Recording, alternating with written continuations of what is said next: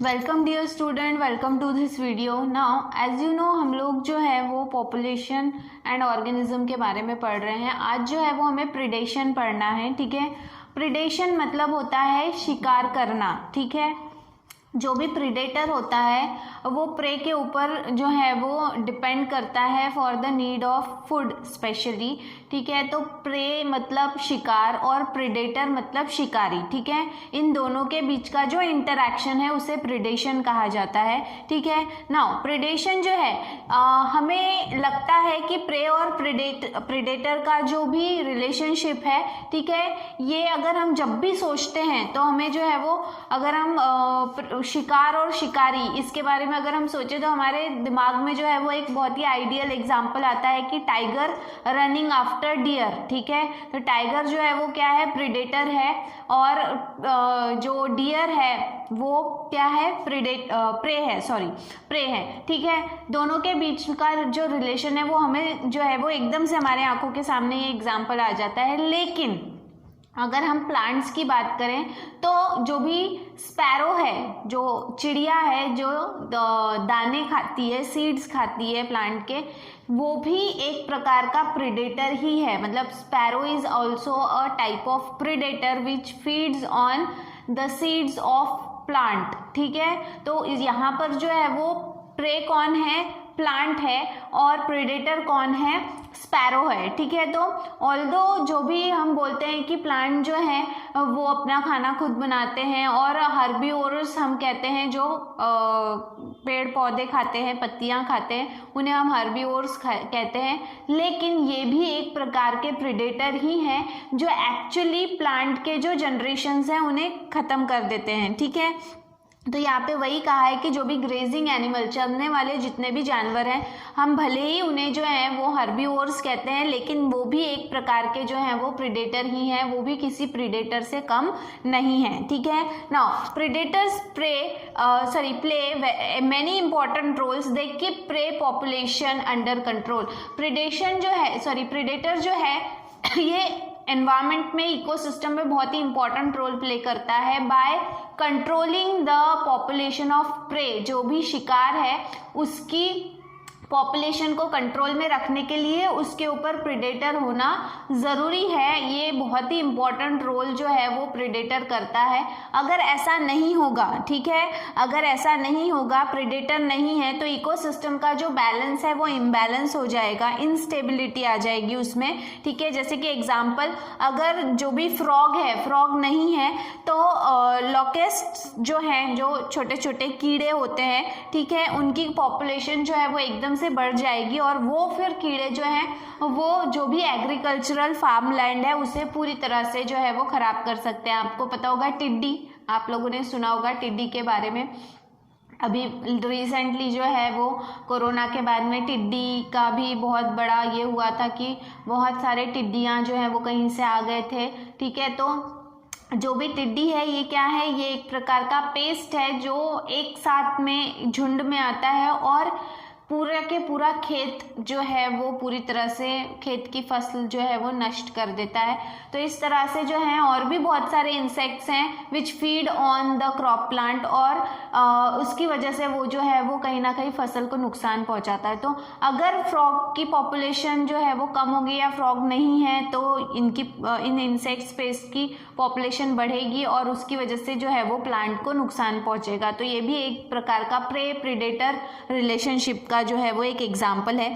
Biological control method adopted in agricultural pest control are based on the ability of the predator to regulate prey population. बहुत सारे biological control measures जो हैं वो इस्तेमाल किए जाते हैं for prevention of the crop plant in the crop field, ठीक है। जो भी एग्रीकल्चरल फील्ड है वहाँ पे फसल को बचाने के लिए बहुत सारे बायोलॉजिकल मेथड्स जो हैं वो यूज़ किए गए हैं।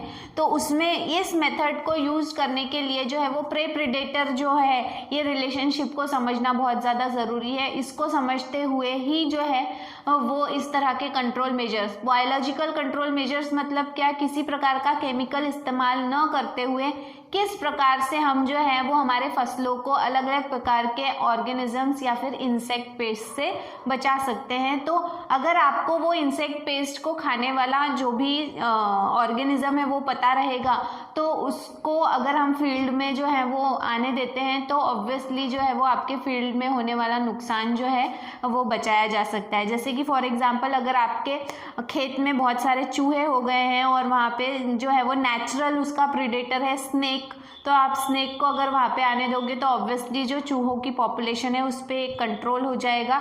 ठीक है, तो इस तरह से जो है वो ये biological, it is the example of biological control method, ठीक है, या बायोलॉजिकल एजेंट।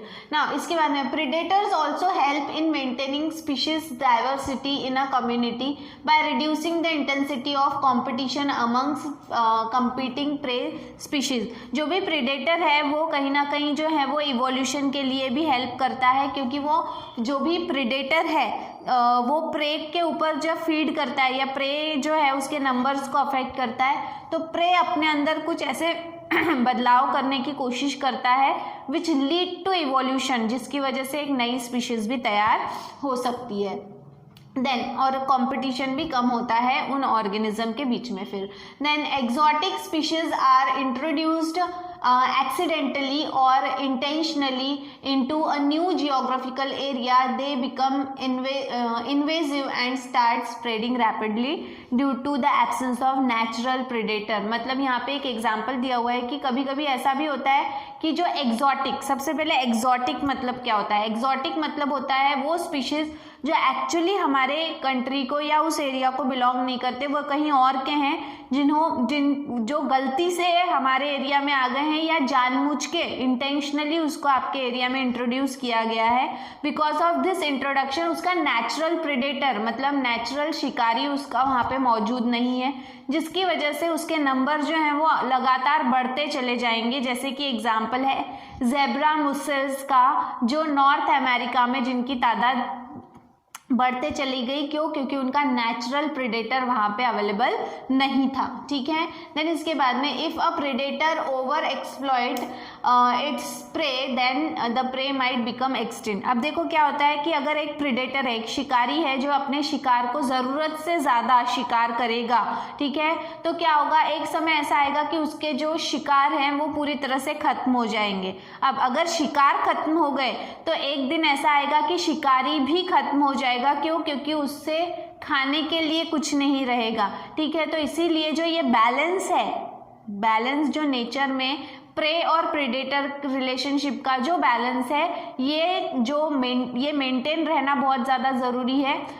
फॉर बोथ, दोनों के लिए, controlling the population of prey and controlling the population of predator. ठीक है, तो इसीलिए ये इकोसिस्टम का बैलेंस बनाने के लिए इन दोनों की जो नंबर्स हैं, इन दोनों का जो रिलेशनशिप है, ये मेंटेन रहना बहुत ज़्यादा ज़रूरी है। ठीक है, Prey species have evolved various defense to reduce the impact of predation.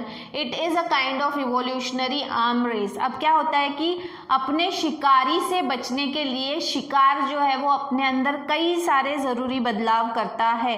ठीक है, जिसे हम क्या कहेंगे, काइंड ऑफ इवोल्यूशनरी रेस। मतलब इवोल्यूशन के मतलब वो अपने अंदर चेंजेस करते हैं और चेंजेस करते करते जो है वो ऐसा होता है कि कुछ ऐसे चेंजेस जो है वो आफ्टर अ सीरीज ऑफ और नंबर ऑफ चेंजेस एक ऐसे चेंजेस वहाँ पे तैयार हो जाते हैं कि जो उसे ओरिजिनल स्पीशीज से बहुत अलग जो है वो डिफाइन करते हैं, बहुत अलग वो तैयार हो जाता है। ठीक है, लेकिन अगर प्रे अपने अंदर ज़रूरी बदलाव कर रहा है तो अगर प्रेडेटर को अपना खाना जो है वो चाहिए तो प्रेडेटर भी उसके अनुसार अपने अंदर बदलाव करता है, विच लीड टू इवोल्यूशन। ये क्या है, ये अगर शिकार जो है वो शिकारी से बचने के लिए अपने अंदर बदलाव करता है तो शिकारी भी उस शिकार को पाने के लिए अपने अंदर ज़रूरी बदलाव करता है, और इस बदलाव की वजह से जो है वो इवोल्यूशन होता है, नई स्पीशीज़, नए कैरेक्टर्स इंट्रोड्यूस होते हैं। ठीक है, देन नेक्स्ट इसमें वही है। ठीक है, better camouflage for concealment, faster speed to escape, और अच्छा, प्रे जो है वो अपने अंदर कैसे कैसे बदलाव कर सकता है, तो कैमोफ्लाज, मतलब जिस सराउंडिंग में वो है वहाँ पे वो छुप सके, उसके जैसा अपने को बना सके, ताकि प्रीडेटर जो है, जो शिकारी है, वो उसे पहचान ना सके, या फिर बहुत स्पीड से भागना ताकि जो शिकारी है वो उस पे मतलब उसे खा ना सके या उसे पकड़ ना सके। ये सारे जो है वो इवोल्यूशनरी पार्ट है या चेंजेस हैं जो प्रे अपने अंदर करते रहता है लगातार प्रीडेटर से बचने के लिए। और इसी तरह से प्रीडेटर भी अपने अंदर ज़रूरी बदलाव करता है ताकि वो प्रे को पकड़ सके। ठीक है, अब यहाँ पे एक एग्जाम्पल दिया हुआ है मोनार्च बटरफ्लाई का। मोनार्च बटरफ्लाई जो है ये माना जाता है कि इट इज़ हाईली डिस्टेस्टफुल, मतलब उसका जो टेस्ट है वो इतना ख़राब है कि इसे खाने वाले जो प्रीडेटर हैं, जो बर्ड्स हैं, वो इसे खाना पसंद नहीं करते। जनरली बटरफ्लाई को जो है वो बर्ड्स या फिर उसके कैटरपिलर को बर्ड्स खाते हैं, लेकिन मोनार्च बटरफ्लाई जो है इसका टेस्ट इतना ख़राब है कि इसे बर्ड्स खाना पसंद नहीं करते, जिसकी वजह से इसकी पॉपुलेशन जो है वो अफेक्ट नहीं होती। अब ये गंदा टेस्ट आता कहाँ से है, तो मोनार्च बटरफ्लाई का जो कैटरपिलर है, आप लोगों ने बटरफ्लाई की कहानी सुनी होगी या बटरफ्लाई की लाइफ साइकिल आपको शायद पता होगी कि जो भी बटरफ्लाई, फीमेल बटरफ्लाई है, वो जब अंडे देती है, उन अंडों में से पहले इल्लियाँ निकलती है, which is the larval stage of butterfly, जिसे हम कैटरपिलर कहते हैं। और कैटरपिलर जो लार्वल स्टेज होती है किसी भी इंसेक्ट की, वो वोरेशियस ईटर होते हैं। वोरेशियस ईटर मतलब उनका एक ही काम होता है, सिर्फ खाना खाना और सिर्फ खाना, वो लगातार खाते चले जाते हैं। और इसीलिए ज़्यादातर प्लांट्स की फसल जो है वो लार्वल स्टेज ही खराब करती है, क्योंकि वो बहुत खाते हैं। ठीक है, तो लार्वल स्टेज जो है वो कैटरपिलर होता है। तो ये जो भी कैटरपिलर है ये एक ऐसे वीड, ऐसे प्लांट को खाते हैं, प्लांट की पत्तियां खाकर बड़े होते हैं, जिसके पत्तियां जो है वो पॉइजनस होती हैं। पॉइजनस मतलब ये ऐसा जंगली प्लांट है जिसकी पत्तियां या जिसमें पॉइजनस सब्सटेंस जो है वो होता है, इसकी पत्तियां खा के वो बड़े होते हैं, जिसकी वजह से उस बटरफ्लाई का जो टेस्ट है वो गंदा हो जाता है और इसीलिए बर्ड्स जो हैं वो इन्हें खाना पसंद नहीं करते। ठीक है, देन फॉर प्लांट्स, अब ये तो हो गया एनिमल्स के बारे में। प्लांट के बारे में बात करते हैं कि प्लांट के लिए जैसे मैंने बताया कि हर्बिवोर्स, जो भी शाकाहारी जानवर होते हैं वो उसके शिकारी होते हैं, प्लांट्स के शिकारी होते हैं। तो प्लांट्स जो है इसीलिए उन्होंने भी अपने अंदर कई सारे जो है वो मॉर्फोलॉजिकल शारीरिक बदलाव किए हैं, अपनी जो बॉडी स्ट्रक्चर है वो इस तरह से बनाया है, बॉडी पार्ट्स इस तरह से बनाए कि ताकि उन्हें जो है वो एनिमल्स खा ना सके। ठीक है, इसके अलावा केमिकल डिफेंस जो है, केमिकल भी अपने अंदर कुछ ऐसे तैयार किए कि जिन केमिकल्स की वजह से भी प्लांट को वो खाते नहीं हैं, एनिमल्स खाते नहीं हैं। ठीक है, तो यहाँ पे एग्जांपल दिया हुआ थॉर्न्स। थॉर्न्स मतलब बड़े बड़े कांटे, जो आपको अकेसिया मतलब जो बबूल कहते हैं हम, जिसे बबूल का पेड़, और कैक्टस आप सभी को पता है इनमें भी बहुत सारे कांटे होते हैं। तो ये ऐसे प्लांट्स हैं जिन्हें एनिमल्स नहीं खाते, खाना पसंद नहीं करते। क्यों? क्योंकि इनमें बहुत सारे कांटे होते हैं और अगर कोई एनिमल इसे खाने जाएगा तो वो सारे कांटे उसके मुंह में चुभ जाते हैं। तो ये एक मॉर्फोलॉजिकल मॉडिफिकेशन है जो प्लांट्स ने अपने अंदर किया है टू अवॉइड ग्रेजिंग। ठीक है, ये सबसे कॉमन डिफेंस सिस्टम है। इसके अलावा बहुत सारे प्लांट्स हैं जो अपने अंदर जो है वो बहुत सारे केमिकल प्रोड्यूस करते हैं या स्टोर करके रखते हैं, जिसकी वजह से अगर इस प्लांट को अब कोई हर्बिवोर्स खा जाता है, कोई जानवर अगर इस प्लांट को गलती से खा भी जाता है तो उसकी वजह से वो जानवर जो है वो बीमार पड़ जाता है। कभी कभी ऐसा होता है कि वो जानवर मर भी जाता है because of eating that particular type of plant, क्योंकि उसमें जो केमिकल तैयार हुआ है वो केमिकल एक्चुअली उन एनिमल्स के लिए अच्छा नहीं है। ठीक है, इसके बाद में कैलेट्रोपिस प्रोसीरा एक एग्जाम्पल है। कैलेट्रोपिस मतलब रुई का पेड़। आपने देखा होगा कि आपके आसपास में कभी कभी बहुत ज़्यादा पेड़ पौधे होते हैं, वहाँ पे एक रुई का पेड़ लगता है जिसमें जो है वो वाइटिश कलर के, पर्पल वाइट कलर के फ्लावर लगते हैं जो हनुमान जी को चढ़ाए जाते हैं। ठीक है, इसका नाम है कैलेट्रोपिस। ये जो भी प्लांट है ये बहुत ज़्यादा अबंडेंट में, मतलब बहुत ज़्यादा तादाद में जो है वो फील्ड में आपको देखने मिलेगा। इसमें एक highly poisonous cardiac glycoside substance तैयार होता है। ये अपने अंदर जो है वो एक बहुत ही पॉइजनस सब्सटेंस तैयार करता है, ठीक है। इस वजह से आपने कभी नहीं देखा होगा कि इस पेड़ को किसी भी गाय, बकरी या भैंस खा रही है, कोई भी प्रकार का कैटल या गोट इसे खा रहा है। क्यों? क्योंकि ये इसके अंदर अपना ये जो केमिकल है ये तैयार करता है और ये केमिकल कहीं ना कहीं पॉइजनस है और ये बात एनिमल्स को पता है और इसीलिए एनिमल्स इस प्लांट को खाते नहीं हैं, ठीक है। Then chemical substance that we extract from plant. कौन कौन से सब्सटेंसेस हैं जो प्लांट, मतलब केमिकल सब्सटेंसेस जो प्लांट में पाए जाते हैं और हम उसमें से बाहर निकालते हैं कमर्शियल पर्पस के लिए, मतलब उसका व्यापार किया जाता है।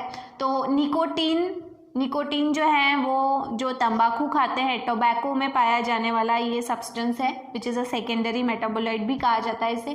कैफीन जो कॉफ़ी में पाया जाता है, ठीक है।